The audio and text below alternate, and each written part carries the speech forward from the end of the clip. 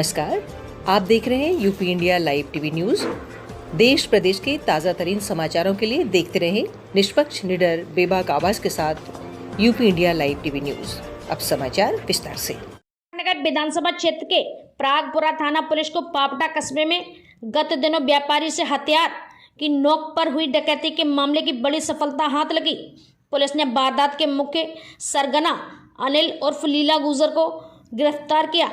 गिरफ्तार आरोपी कोटपुतली के बालकों की दाढ़ी का रहने वाला है और वह डकैती लूट के कई मामलों में वांछित है। पुलिस ने बताया कि 17 सितंबर को दुकान से घर जाते समय व्यापारी संदीप ग्रोवर व उसके बेटे को बाइक सवार 5 बदमाशों ने रुकवा लिया था। बदमाशों ने कनपट्टी पर हथियार लगाकर करीब 1.5 लाख रुपए छीनकर फरार हो गए। वारदात के बाद पुलिस ने आरोपियों की तलाश की। पुलिस ने आरोपी अनिल उर्फ लीला को सीकर के पाटन इलाके से दबोच लिया। आरोपी वारदात के बाद से हुलिया बदलकर अलग अलग स्थानों पर रह रहा था।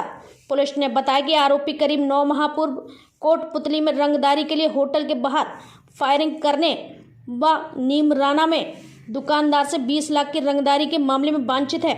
फिलहाल पुलिस आरोपी से पूछताछ कर रही है। विराटनगर जयपुर से संवाददाता मामराज मीणा की रिपोर्ट। से बड़ी खबर, उत्तर प्रदेश राज्य बाल अधिकार संरक्षण आयोग की डॉक्टर सुचिता चतुर्वेदी पहुंची बांदा सर्किट हाउस में अधिकारियों और कार्यकर्ताओं से की मुलाकात। डॉक्टर सुचिता ने अधिकारियों से समीक्षा बैठक के दौरान बाल संरक्षण में चल रही योजना का मांगा ब्यौरा। कहा कमिश्नरी होने के बाद भी नहीं है जुवेनाइल होम, प्रस्ताव रखते हुए जल्द ही बनवाने का किया जाएगा प्रयास।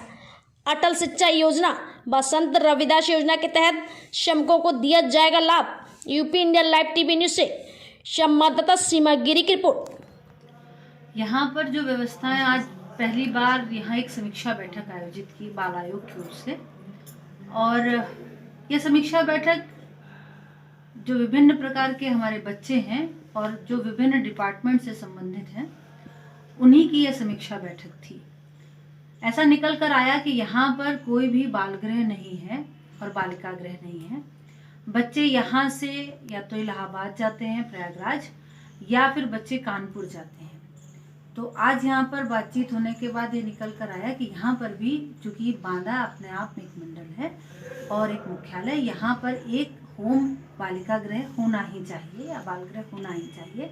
इसका प्रस्ताव इन्होंने मुझे दिया है और मैं इसको कोई भी श्रमिक जो श्रमिक हमारे पोर्टल पर, श्रम विभाग के पोर्टल पर पंजीकृत है, ये केवल उन्हीं श्रमिकों के बच्चों के लिए ही योजनाएं हैं। और इनको ये आदेश है कि जिस जो क्राइटेरिया है, उस क्राइटेरिया के श्रमिकों को इनको पंजीकृत करना ही है। जैसे हमारे यहाँ जो ईंट भट्टों वाले श्रमिक हैं या और दुकानों पर काम करने वाले श्रमिक हैं, इन श्रमिकों को इनरोल्ड कराकर और उनको बच्चों को इस योजना का लाभ दिलाने की बात है। गाजियाबाद सगे बेटे की मां की चुन्नी से गला घोंटकर की हत्या। गाजियाबाद पुलिस द्वारा थाना क्षेत्र भोजपुर के ग्राम हृदयपुर मंडोला में हुई महिला की गला दबाकर हत्या का 4 दिन के अंदर खुलासा। पुत्र द्वारा ही की गई थी हत्या। अभियुक्त गिरफ्तार। कब्जे से हत्या में प्रयुक्त चुन्नी व घटना के समय प्रयोग की गई रस्सी व गन्ने की सूखी लकड़ियां बरामद। यूपी इंडिया लाइव टीवी से संवाददाता नरेंद्र वंसल की रिपोर्ट। 11 नवंबर को सुबह लगभग 10 बजे एक सूचना प्राप्त हुई थी कंट्रोल के माध्यम से कि एक 65 वर्षीय महिला, उनका शव उनके ही घर के पास गांव में गन्ने के खेत में मिला है। तो इस संदर्भ में तत्काल मौका मुआयना किया गया था हम लोग के द्वारा और टीम को आवश्यक दिशा निर्देश देते हुए, जिसमें कई टीमें लगाई गई थी। कुछ जानकारी हमें गांव से प्राप्त हुई थी कि माँ बेटे के मध्य कुछ विवाद हुआ था, लेकिन जो तहरीर इनके द्वारा दी गई थी वो अपने ही कुछ पड़ोसी हैं, तो इनके रिश्तेदार भी लगते हैं, उनसे इनका विवाद चल रहा है। तो उनके विरुद्ध झूठी नामजदगी कराते हुए एक तहरीर दी गई थी, उस पर हम लोगों ने मुकदमा पंजीकृत कर लिया था। और जब सारी चीज़ें हमने वेरीफाई की तो माँ बेटे का विवाद था, जो प्रॉपर्टी है उसको लेके। तो इसमें बेटे की मांग थी कि उसको एक ऑटो दिलवाया जाए जावेद की, लेकिन जब उनकी मां ने उस मांग को नहीं माना और अपनी बेटी को ज़्यादा प्रेफरेंस दी, तो उस कारण से नाराज़ हो गया और उस दिन बेटी इनकी मिलने आई थी। बेटी के जाने के बाद इसने गला दबा के चुन्नी से इनकी हत्या कर दी और हत्या करने के उपरांत 8-10 घंटे बाद शव को पहले घर में ही रखा रहा और जब अंधेरा हो गया रात में शव को जाके खेतों में डिस्पोज कर दिया और अगले दिन पुलिस को ये सूचना दी कि किसी ने मार दिया है और शक पड़ोसियों पर जताया और झूठी नामजदगी करते हुए मुकदमा इन्होंने पंजीकृत करवाया गया था। तो इसको गिरफ्तार कर लिया गया है। जावेद उर्फ गुल्लू इसका नाम है और इसके पास से चुन्नी और प्लास्टिक वगैरह ये सब बरामद हुआ है जो सब इसने इस्तेमाल किया था इस घटना में गला दबा के। नगर विधानसभा क्षेत्र के महासिंह का बास कस्बे में स्थित धौलेश्वर धाम में से महापुराण कथा ज्ञान यज्ञ का आयोजन किया गया।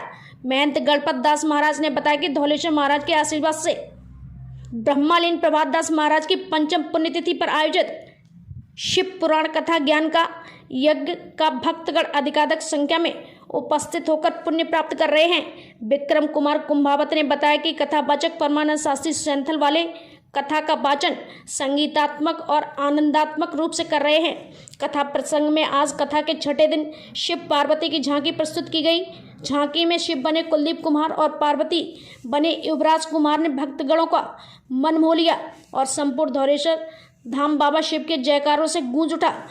16 नवंबर को पूर्ण आहुति के साथ विशाल भंडारे का आयोजन किया जाएगा, जिसमें भक्तगण अधिकाधिक संख्या में पधार कर प्रसादी ग्रहण करें। इस अवसर पर शिंबू दयाल, सुभाष बल्लाराम, गिरिराज, कैलाश, विनोद कुमार सहित अनेक गणमान्य नागरिक और भक्तगण अधिकाधिक संख्या में उपस्थित रहे।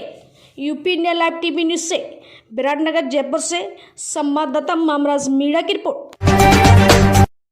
लीटर अवैध कच्ची शराब के साथ एक अभियुक्त गिरफ्तार।